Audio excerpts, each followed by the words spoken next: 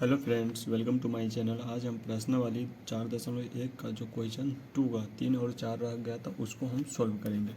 Question 3 है कि रोहन की माँ उससे 26 वर्ष बड़ी है। उसकी आयु का गुणनफल अब से 3 वर्ष पश्चात 360 हो जाएगी।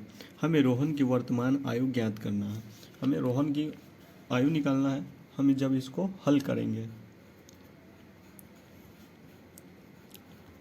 तब लिखेंगे माना कि रोहन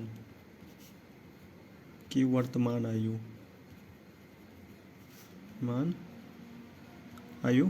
x मान लेंगे। अब उसकी माँ का आयु यानी 26 वर्ष उससे बड़ी है तो लिखेंगे माना कि रोहन की माँ की वर्तमान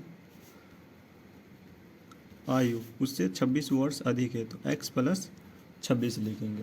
अब बोल रहा है कि अब से 3 वर्ष पश्चात 3 वर्ष बाद लिखेंगे माना कि रोहन की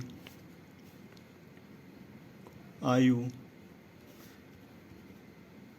3 वर्ष पश्चात क्या हो जाएगा x प्लस 3 यानी 3 वर्ष बाद। सेम इसी तरह से रोहन की माँ का आयु 3 वर्ष पश्चात लिखेंगे। पहले क्योंकि पहले x था अब 3 वर्ष पश्चात तो x प्लस 3।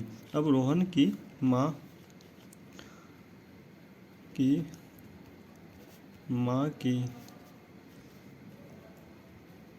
आयु 3 वर्ष पश्चात यह हो जाएगा। पहले था x प्लस 26 अब 3 वर्ष बाद तो x प्लस 26 प्लस 3 यानी x प्लस यह 29 हो जाएगा।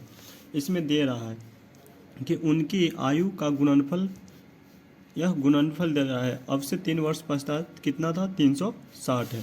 लिखेंगे प्रश्न से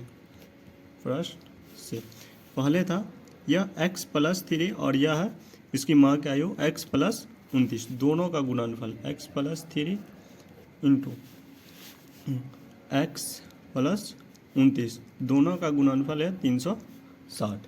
अब इसको द्विघाती समीकरण में बदलेंगे और इसको हल करेंगे तो x से हम दोनों में गुणा करेंगे तो x स्क्वायर प्लस 29x हो जाएगा प्लस यह 3x प्लस यह 87 बराबर 360। अब 360 को हम इधर लाएंगे तो x स्क्वायर प्लस यह 32x प्लस 87 माइनस 360 बराबर 0। अब x square plus 32x minus यह इसमें से घटाएंगे तो यह हो जाएगा 3 और यह 7 2 यानी 273 बराबर 0। अब आपको पता है कि इसको आप ऐसे भी तोड़ सकते हैं। यह फार्मूला होता है कि मूल बराबर minus b plus minus root b square minus 4ac by 2a, या आप इस दोनों को गुणा करके यह बीच वाला टर्म जोड़ने घटाने पाना चाहिए तो एक्स स्क्वायर प्लस यह इसको ऐसे लिख सकते हैं 39x माइनस 7x, क्योंकि गुणा करेंगे तो यह 273 होगा और घटाएंगे 39 में से 7 तो यह 32 हो जाएगा माइनस 273 बराबर 0।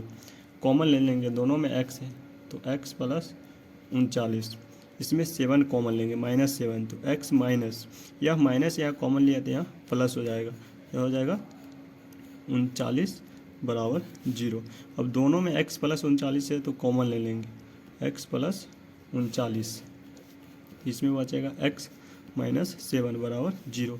दोनों टर्म के बराबर 0 करेंगे x प्लस 39 बराबर 0 तो x बराबर यह माइनस 39 होगा और x माइनस 7 बराबर 0 करेंगे तो x बराबर प्लस 7।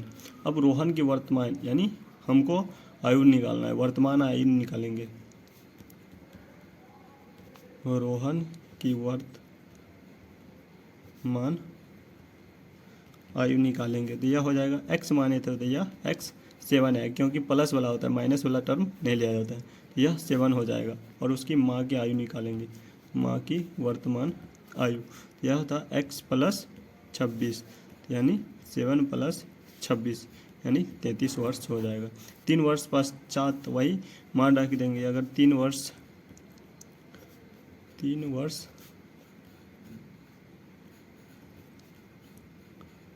पश्चात रोहन के लिखेंगे, रोहन की 3 वर्ष पश्चात आयु यह था x + 3, तो यह हो जाएगा 7 + 3 बराबर 10। उसकी माँ की आयु लिखेंगे 3 वर्ष पश्चात, तो यह था 7 + 29 यानी 36 वर्ष हो जाएगा। सेम इसी तरह से क्वेश्चन इसका 4 है।